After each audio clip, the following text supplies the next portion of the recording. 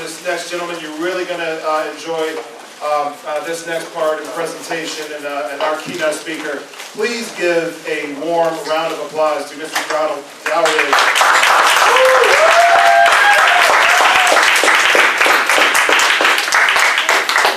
Good afternoon, everybody. How y'all feeling? Man, look at here. I might get in trouble for what was about to come out my mouth. Yeah, let us pray. Let us pray now. Because I don't care what you say, here it is. It's been nice knowing you. God bless you. But for shizzle, my nizzle.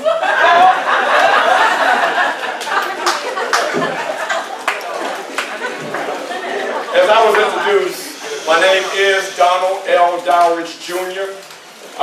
And I'm going to take you on a journey. So hopefully, as I accept this challenge, because a lot of times when we're eating and listening, after we get finished eating, the righteous begin to take effect. Now, for all my young, powerful people here that don't know what a righteous is, just wait till after you get finished eating and your eyes start to get a little heavy. And you get to slouching back in your chair. And for my young fellas, you put them hands back there and like, yo, what this dude talking about? All right, so that's the rightist. And then you start doing this. All right, so I'm familiar with that. That's right. As a matter of fact, I'm probably one of the biggest perpetrators in the house today. No doubt. First of all, I want to say thank you to COMTO for this opportunity to address you all. And if you would give Miss Dennis a round of applause. She has been so and assured that I am set up and everything is ready to go. I want to also shout out Ms. Carla Williams, Ms. Kelly Baxter, and my godmother, the one and only, the Honorable Ms. Flo Cohen.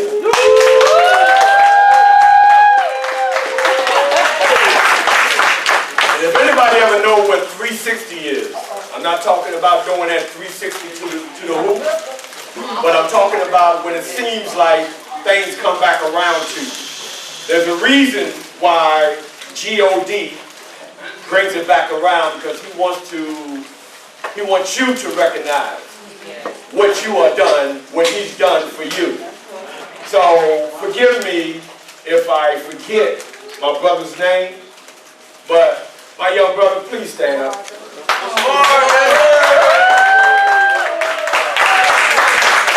Believe it or not, that young brother right there, he's touching me right here. He was one of my, if you will, mentees back in the days. And believe it or not, you know, I'm an average, I work out a lot, I do a lot of cardio because I used to be a marathon runner. But one day when I wake up and I'm at the gym, and homeboy come up and approach me. He's like, yo, Mr. D, you remember me? And I'm like, yo, what up, homie? What up? You know, so then he tell me, he's like, don't hurt yourself, old man. I'm like, dude, you gotta back up. Right, don't let this gray hair fool you. But much kudos to my homie right there. Much respect, no doubt.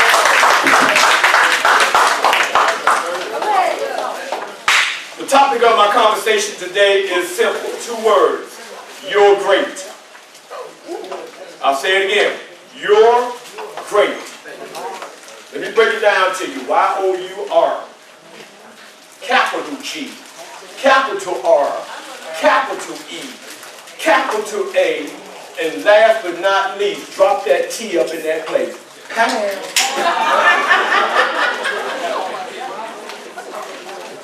I like to take this moment to allow you to get a little used to or get to know me. So I'm going to take this moment to open my life dungeon.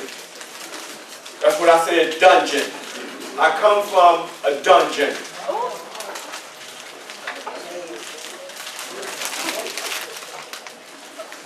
And forgive me if I tend to, as I go here, tend to get a little emotional.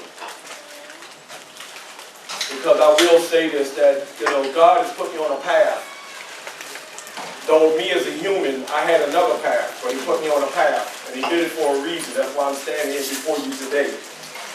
But I was born on Thanksgiving morning, 6:20 a.m., John Hopkins Hospital, in a little teeny town.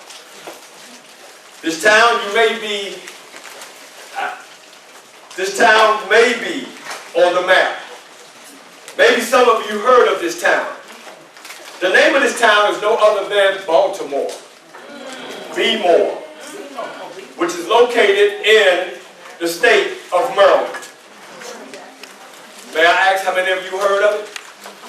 All right, and I'm going to let y'all know. All right, I am a die-hard Baltimore Raven fan. All right. Matter of fact, one of my close associates is no other than number 52. Wait a minute. Wait a minute.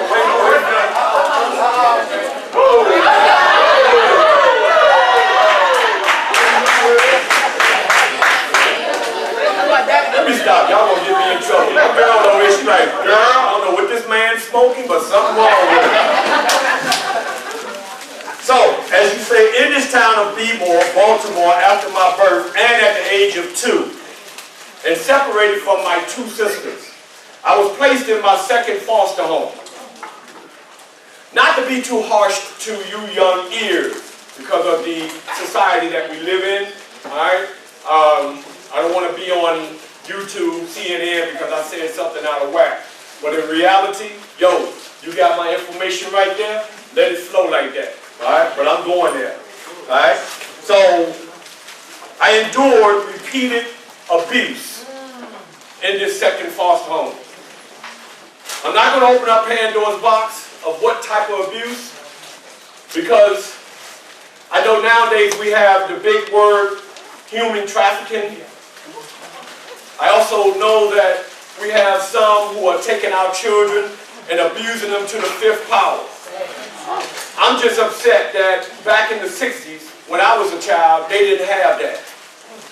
The only thing they had for me was tell and I'll kill you.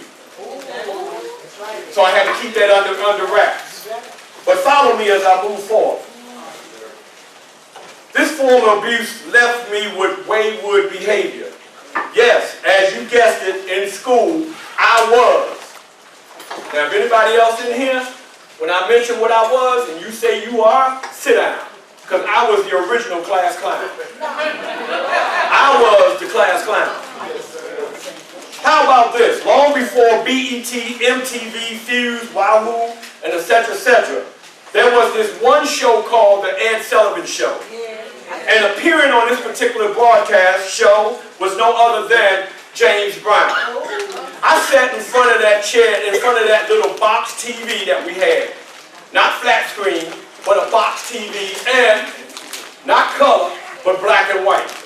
I sat there, and when James Brown walked down that little walkway and he started doing his thing with his high waters on, he said, ow, I feel good, and that hair started swerving. I said, that's what I want to do. I want to do that. And believe me, the next day, going to school in the 1st grade, that's what I did. And I did that just about every day, so much so that I had those little girls that doing the A-head bounce. Go, Donald. Go, go, go, Donald. Go, go. All right? I did it so much that my teacher, Miss Gutty, who had purple hair, walked in behind me, and I didn't even see her, but everybody was out there laughing. I thought they was with me. And I was in this position. And she just leaned on that board. And she pulled off that yardstick that was that thick. James Brown was in Japan, and he was about to hit that note. Ow! He didn't have to. Because after that hit that, I hit the note. Ow! James Brown stopped. He was like, where did that come from? But I've been a gigantic fan of James Brown ever since then. As a matter of fact, I've performed for 3,000, 4,000, 5,000 people in stadiums doing James Brown. The only question is, why did I have to see that broadcast? Because in that 1st grade, my teacher told me, she said, Donald, you keep it up, you're going to repeat the 1st grade. And I said, I ain't going to be back here. Well, ladies and gentlemen, guess what? I repeated the 1st grade. With that same teacher. God bless her soul, because I know she's gone home, but back then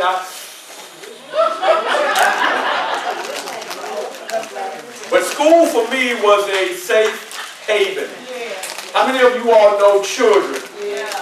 They just go to school not so much to learn, but they go to school to get away from the abuse that is killing them slowly. And that's what school was for me, a safe haven. After a few years in that second foster home, I moved. And before September, there was the third and fourth foster home. No child, President Bush back in the day said no child left behind. No child should endure the kind of abuse that I had to go through. Forgive me, I'm not upset, I'm not mad at the way my tone is. But I am upset when I hear about children that are abused in such manner. They didn't ask to come here. Neither one of you all asked to come here to this planet Earth. Each one of you adults sitting here, you didn't ask to come here. So why should we wound up being abused as such? My question is, how many of you all have a dog? Raise your hand if you have a dog. How many of you all have a pit bull? How many of you all have a pit bull with a red nose? Everybody here with your hand up with a red nose, y'all need to leave right now. Because every Christmas Eve, I stay up late at night looking for Santa Claus. I can't find him because the pit that got Rudolph's nose.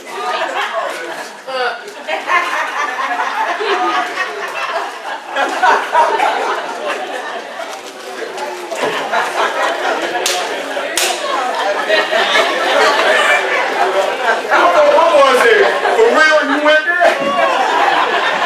I'm sorry, Miss Coney. But anyway, we had a German Shepherd. And believe it or not, in this fourth foster home, at times I was made to sleep outside with that German Shepherd. On my desk, I have a can of Alpo dog food. Grip yourself.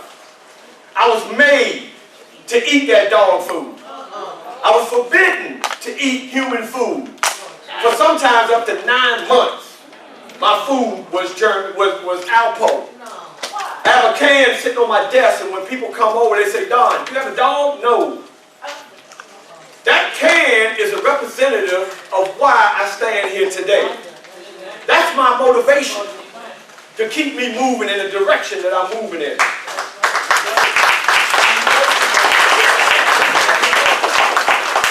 People ask me, they say, man, as old as you are, why don't you go sit down somewhere and retire?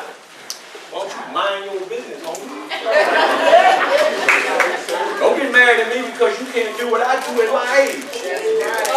My thing is, I take care, like somebody told me a long time ago, take care of yourself, Don, because God got a mission for you. You can't stand behind or stand in front of people to inspire them, to motivate them if you're not together. So you got to make sure you are together in order to lead somebody else so they can be together.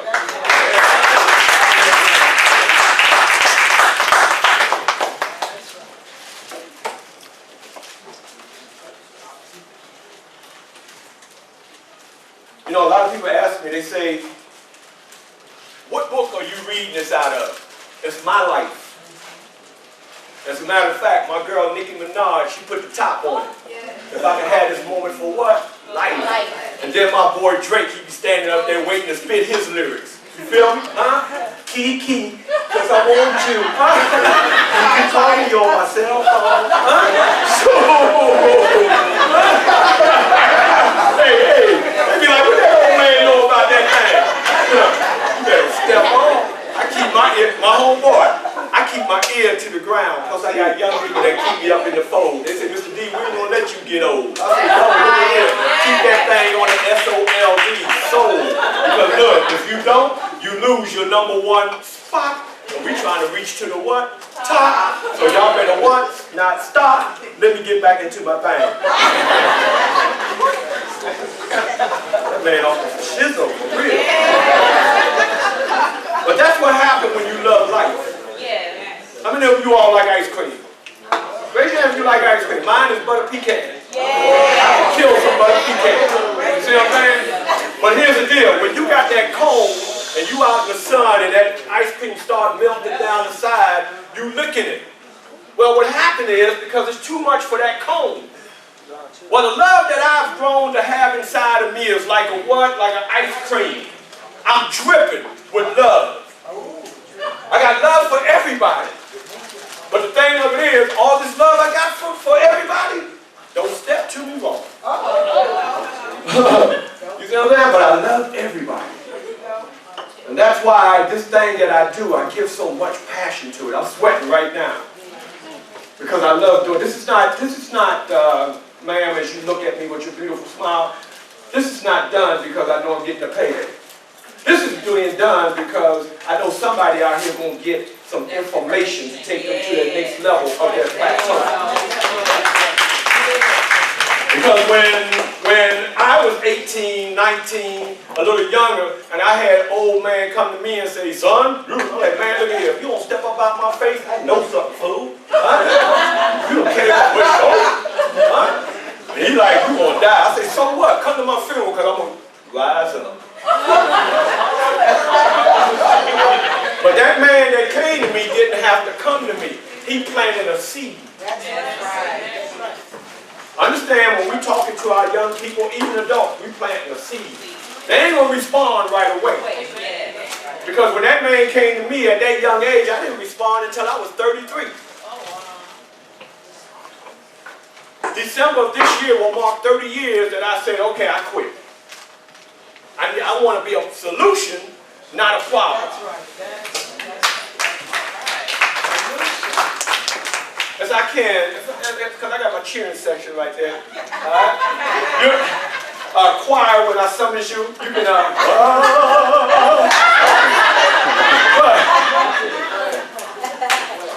I'm going to get me in trouble now. I'm trying to do it. But I'm just going to open up this door a little wider. December of 1989, which was the month before the new decade of 1990. December the 1st of that year, of that month, of 1989, I went and I bought, and I hope you can understand, I bought my last $20 bag.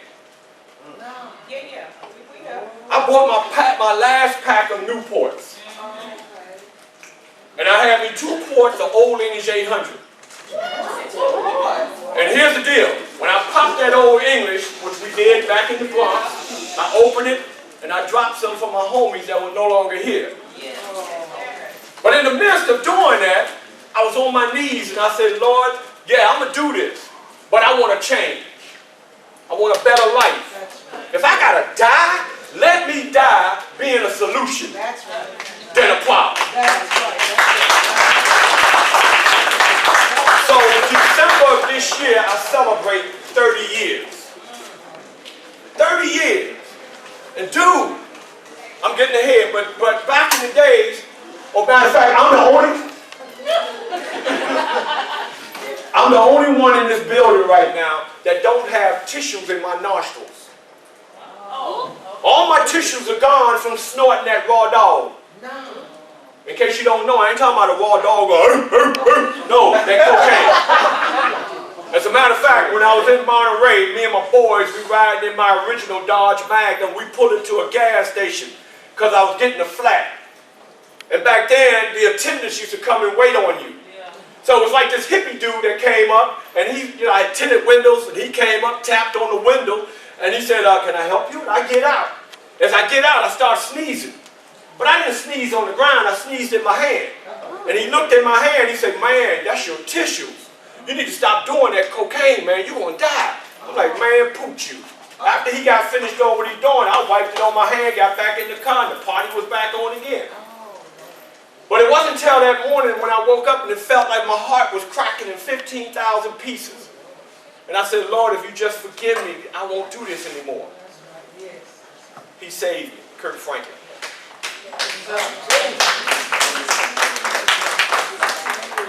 You talk about smoking. I laced it with everything. Angel dust. And even standing in the mirror, as I look at you, young, beautiful sister, I can see me standing in the mirror right now with a bottle of bleach. putting it in the cap and lacing it in my joint. Junebug, you crazy. But you know, when you don't care about yourself and you don't care about life and people torture you as much as they do, it rubs off on you. So you don't need people to torture you because now you're torturing yourself. They done planted the seed within you to torture yourself. You become the perfect image of I can't, I won't, I don't care. So you have to, somewhere, if you want to get ahead in this thing called life, if you want to be progressive in this thing called life, if you want to advance in this thing called life, somewhere you have to what? Stop, slide, and move to the slide. Take another look at you. Like the turtle do, look in your heart and decide where you want to go. And when you decide where you want to go, then you got to stick with the plan. You got to stick with the plan. Now please understand, when you first start out, it's going to be hard. Yes. That's why you got to connect with people who's already there. You got to connect with the people that's already there because those people see in you what you don't see in yourself. My great-grandmother, Mary Rogers, when she died in 1979, I believe I was 19, I flew to the South Bronx. She laying right there in front of the church. It hurt me so bad, I got up and I went to try to pull her about the casket because I didn't want her to leave. That's how much she meant to me. But at 14, on 163rd Street, she told me, Junior, you done been through hell. You're going to be somebody, and you're going to be somebody famous in life. You're going to help a lot of people. I'm like, this woman whack. But she told me. She prophesied. She set me up for what I didn't see coming. Click. That's why I love her so much. But you got to get around people who got your best interest, even if you don't see it. You can look in the mirror. You can look in the mirror all day. Hook yourself up with your beard. Get your dreads right. You can look in the mirror all day. Look at yourself and, girl, look at me. I'm so beautiful. Girl, look at it. Woo. But that's just shallow. That's shallow. But once you go deep inside, and you understand this is just your what? Covering. Now you can come out your mouth and be what? Deep. I've had people move away from me because they say, Don, why are you so deep all the time? Why are you going there all the time? I said, because guess what? Knowledge is power. And I'm using my power. I don't want the power for what? A minute. Don't put me in an Uber and take me down the street knowing I got to get out in 15 minutes. This knowledge, I'm going to use it until the last day of my what? Breath. Use your knowledge. They say knowledge is power, but it's not power if you don't use it. I got a degree on my wall. What the heck is that doing for me? Unless I what? Unless I what? Unless I what? Wait a minute.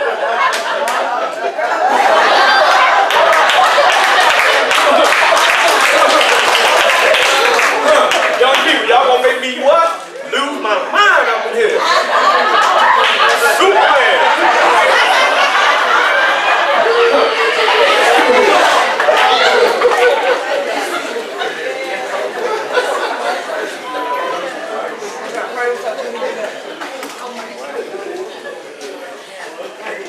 As I was saying, my middle name was Get High because I stayed either high or drunk as a teenager. Seeing 21 was not even in the scope of my life. I didn't even care about living. I cared about getting me. And I will be honest with you, I was a stick-up kid. It wasn't nothing for me to jack you. I don't care who you were. Nowadays, I walk around joking with young people when I see them with those nice Jordans in the barns on. I told the brother the other day, I said, man, my knees be killing me so bad, bro. I don't want your Jordans, I don't want your clothes, bro, but I'm going to jack you for your knees. Like, man, you're crazy. You're crazy. I don't want nothing from you. I just want them knees. Give me them knees. Shoot. I wake up sometime, my knees. Look. The knees right here. And I had 4 surgeries on them. Oh, my sister said, what? Yeah. Forrest Gump ain't had nothing on me. Run, Donald, run. Like Forrest Gump. Run, Donald, run. If I wasn't running from foster home, I was running from the po-po. When I got in the military, I was still running. It jumped on me. When I got out the military, then I started running all over the place. I can't count how many marathons I done ran in. Because I love running. I can't run anymore, but when I go to the gym, I get on that elliptical. And I'm on there for like maybe an hour and a half or 2 hours going full speed. Soaking wet. I run because it relieves my tension, my pain that you all go through until you die. Because every day we have something from our past knocking on our door. If it ain't knocking on our door, you got somebody coming and stepping at you. That's right, and bringing it to you. Are you going to chump down and let them chump you? Or are you going to say, yo, look at here, I ain't with that program. It's going to run because you calling on the real one. What's his name? J what? E what? S what? U what? S? Run, sucker, run! I like how people sit, some of these people sitting here staring at me like, I mean, they looking like, someone looking like, is it time to go yet? Oh yeah, I'm snitching and I don't care about the stitches. So anyway, even though I was gangbanging in the South Bronx, I went to school in the North Bronx, Evander Childs High School. And I only went to school because I wanted to play football. And I wanted to run track and field. Highlight was track and field. I was 440 relay. I was the anchor man. Alright? That means I was the last man to get it. You know what time it is. So I'm standing there. And I'm like, come on man, hurry up man. They done ran all past us. I got a mile to catch up. But God gave me legs. Because I used to run from the popo. But anyway. He's stupid.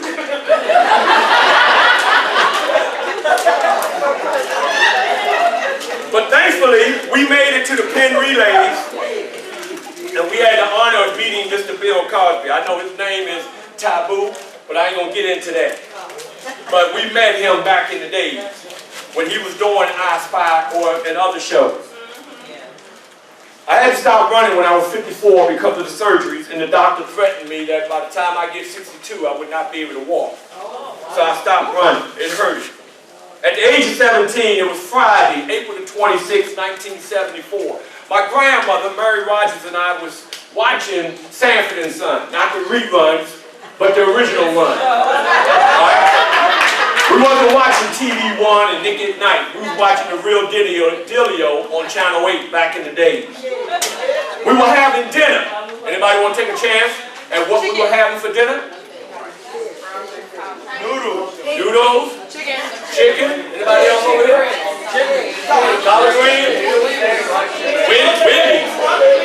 Well, here it is. Brace yourself. Our dinner was a boiled potato and water. And at the bottom of the glass, I still see it, there was some rust in the bottom of the glass. That was our dinner in the South Bronx that night. After the show went off, I got up and I went in my bedroom and I put on my gang colors. The gang colors were Lee jeans, pants and jacket. On the back we had 2 Chain. 2 Chain, I've been smoking on that one. It's your birthday. I'm different. I'm different. Anyway, oh I'm sorry, I got off track. You like that all day. Do it old man. In case anybody looking for a granddaddy, I'm the man. I just need them Social Security numbers. So anyway, we had 2 chains, we had a big spade on the back, and black spade, alright? So as I come out my bedroom, get ready to hit the door, my grandmother sitting on the couch, she said, baby, where you going? Alright, at this late hour. I responded to her, I said, none of your business. You sit there and you read that Bible. By the way, when you see Jesus, you tell that fool that I want my money. And I slammed the doors. I went out that apartment over to 166 or 167th Street at our clubhouse, which was called Soul Train. 4 hours later, she got a call. She got a call from Lincoln Hospital that your grandbaby was stabbed and he's on life support. That was me. The doctor told me, I still remember, he said, somebody did some deep-seated praying for you because you're supposed to be in the morgue. You would think that would change me. In August of 1974, at the age of 17, I was shipped out of the South Bronx to Tampa, Florida, where I moved in with my dad. And I didn't even talk about him. All right? As a matter of fact, some of these wounds on my body come from him. Knife wounds. In his disgust, he moved back to the Bronx, not before stabbing me 5 times in the back of my head, which I still go to the doctor with a stainless steel fork. I just had a thought of the funeral. I just had a thought of the funeral that I paid for. His funeral. Pearl white casket, pinstripe, satin shirt, tie. And I walked up to the casket, sitting here. My sister sitting next to me. She said, Don, you crazy. Don't go up there and do nothing you ain't got no business doing. Get off me. So I walked up to the casket, and the pastor was sitting right up here in the middle, right up there in that big chair.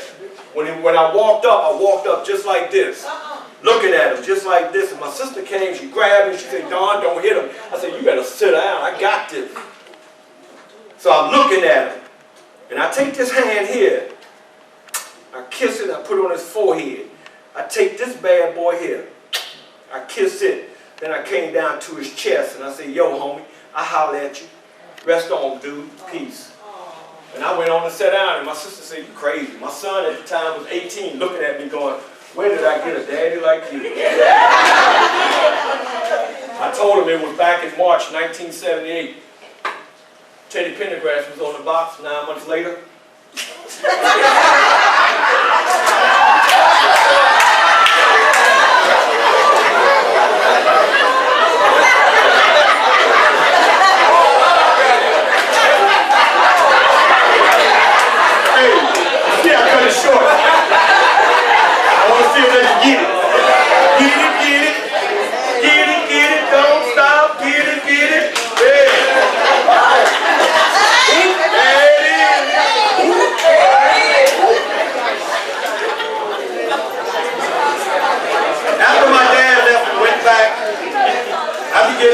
Drugs. I became a cokehead, smoking, acid user, and like I mentioned, Old Age 800, 100% Bacardi rum, just to name a few. Life didn't matter. I enrolled in Hillsborough High School as a senior in the 12th grade.